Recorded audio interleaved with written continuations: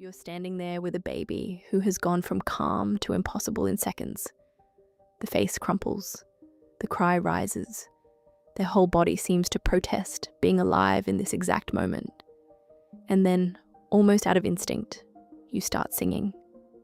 Not well, not beautifully, just softly.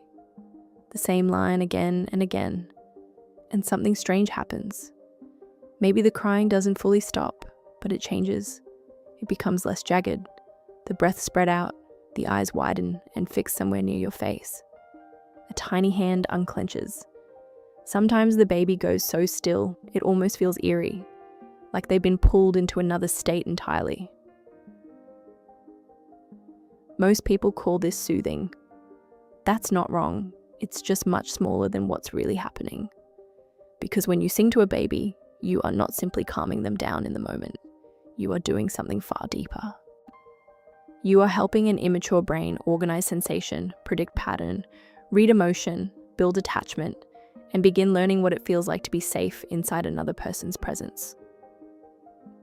What looks like a simple lullaby is often a full neurological event, and that matters, because parents often misread these moments. If the baby stares, we think they're zoning out. If they cry harder when we stop singing, we think they're being dramatic. If they settle only with one specific song, we treat it like a weird little trick. But a baby's brain is not choosing these reactions randomly. It is responding to structure. It is responding to familiarity. It is responding to one of the oldest forms of human regulation we have. By the time a baby is born, their relationship with sound has already started. Late in pregnancy, they can hear the muffled rhythm and contour of voices, especially the mother's voice. After birth, research has repeatedly shown that newborns are remarkably tuned to familiar vocal patterns. Before they understand a single word, they already know something about cadence, pitch, timing, and emotional tone. So when you sing, your baby is not hearing a random performance. They're hearing a pattern signal from a nervous system they know, and the infant brain is built to care about pattern. One of the brain's basic jobs is prediction. Even in early life, the brain is constantly asking, what comes next? Not in language, of course, not consciously, but biologically. Is this world chaotic or coherent? Is this sensation escalating or resolving? Is this person coming closer or disappearing? Song helps answer those questions. A melody repeats. A rhythm returns. A phrase comes back around. That predictability matters more than most people realize, because for a baby, unpredictability is hard work. Their nervous system is still immature. They cannot regulate intensity the way older children and adults can. A song gives the brain something structured enough to follow. This is one reason researchers like Sandra Treehub, who studied infant responses to music and singing, found that babies are often especially receptive to infant-directed singing, the naturally exaggerated, slower, more melodic way adults sing to babies. It holds attention, it carries emotion clearly, and it creates a kind of auditory pathway the baby can stay with. In plain English, your baby doesn't just hear the song, they can write it. That's why singing often works differently from ordinary talking. Speech can be fast, irregular, full of sudden changes. Song stretches sound into a smoother shape. It gives the baby fewer surprises and more guidance. It tells the brain, here is the pattern, here is the pulse, here is where this feeling can go. And there's something even more intimate happening underneath that. When you sing to a baby, you are also revealing your state to them. Your voice carries tension or softness. Your timing carries steadiness or urgency. Even your breathing changes.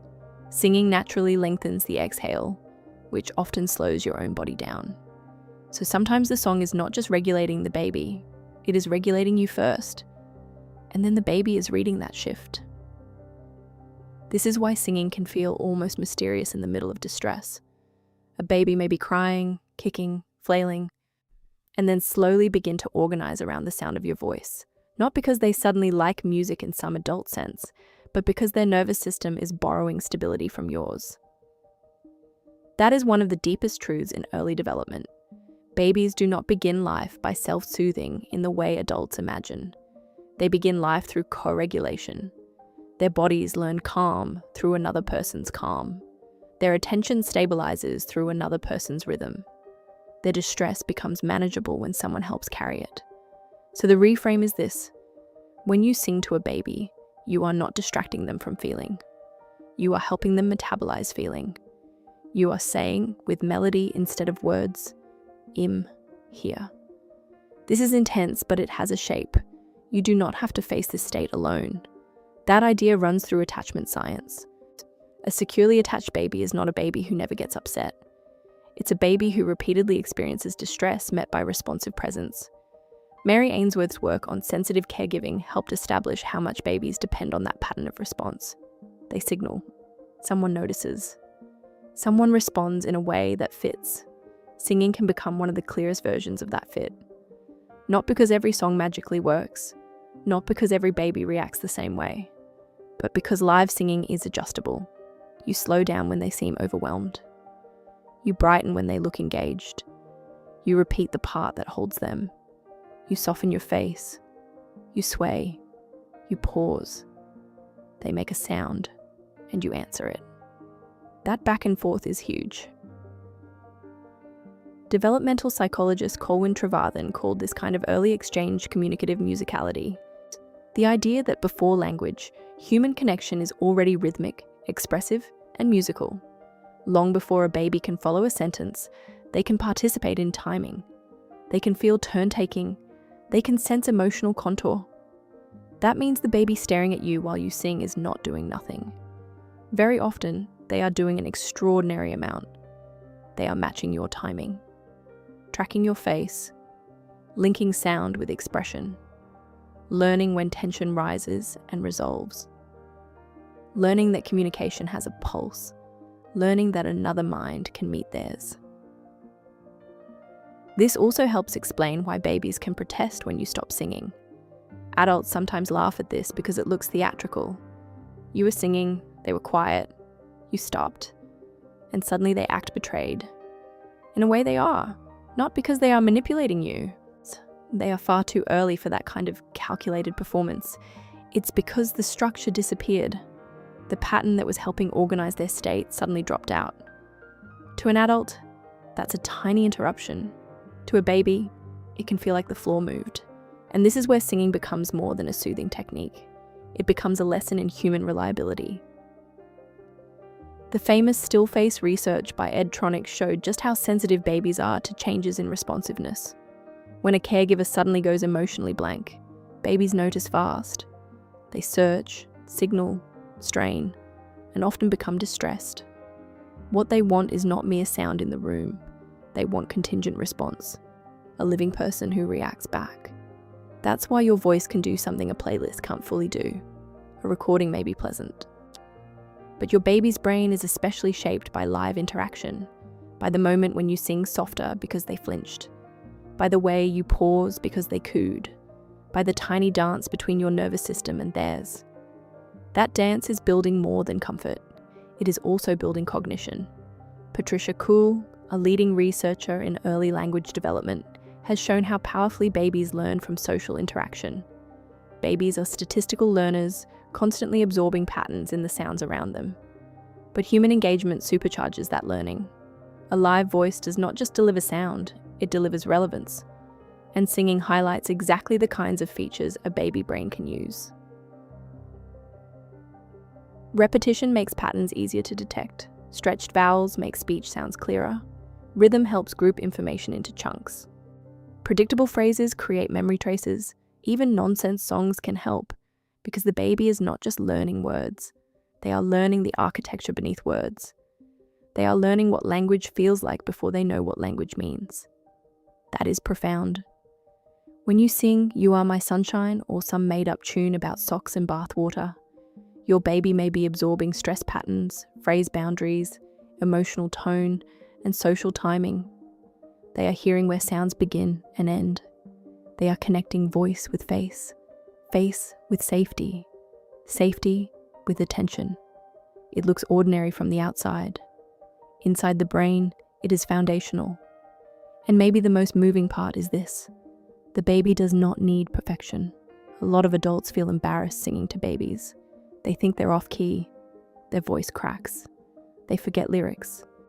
They compare themselves to polished recordings, but the power of singing to a baby is not technical beauty, it is familiarity, responsiveness, and emotional truth. Your imperfect voice is not a flaw in the experience. It may be part of why the experience works, because the baby is not auditioning you. The baby is locating you. They are learning the shape of your presence. They are building a map. This is how this person sounds when they comfort me. This is how connection feels. This is how chaos becomes pattern again. That said, there is an important tension here. Not every baby will respond to singing in the same way, and not every non-response means something is wrong. State matters. A hungry baby, an overstimulated baby, a baby in pain, a premature baby, or a baby with a more intense temperament may react very differently from one moment to the next. Some babies show engagement by smiling and cooing. Others show it with stillness, widened eyes, or a sudden drop in movement. Quiet does not always mean detached. Fussing does not always mean the song failed. What matters more is the broader pattern over time. Does your baby seem to notice familiar voices? Do they orient to sound? Do they show growing interest in back and forth exchanges, even in tiny ways? Do they react to changes in vocal tone or rhythm? If those kinds of responses seem consistently absent, or if a baby loses responses they previously had, that is worth paying attention to. Not as a reason to panic, but because hearing, social attention, and early regulation are major building blocks. Sometimes what looks like they just don't care deserves a closer look. But for most parents, the more urgent truth is the opposite. You are probably doing more than you think. That silly repetitive tune you use in the car seat, the half-whispered lullaby at midnight, the song you invented because you forgot every real one, those moments are not small to your baby. They are early experiences of pattern, prediction, emotion, and relationship woven together. This is why singing shows up in virtually every culture humans have ever built. Lullabies are not sentimental leftovers from the past. They are ancient tools for regulating fragile nervous systems through voice, rhythm, and closeness. They survive because they work on something very old in us. So the next time your baby goes quiet when you sing, don't assume they've drifted away. They may be concentrating with their whole brain. The next time they cry when you stop, don't assume they're being difficult. They may be reacting to the sudden loss of a structure that was helping hold them together. And the next time you wonder whether your tired, imperfect singing really matters, remember this. Before your baby understands your advice, they understand your timing. Before they understand your sentences, they understand your tone. Before they understand the world, they are using your voice to build one. What looks like a tiny domestic moment is often a first lesson in being human. A song, a face, a nervous system meeting another nervous system, a mind being shaped by music, attachment, and presence all at once. If there's a song that changes your baby's whole face, or one you never expected to be singing until parenthood handed it to you, tell me in the comments. And if you want more of the hidden psychology inside everyday baby moments, subscribe. That's what we explore here.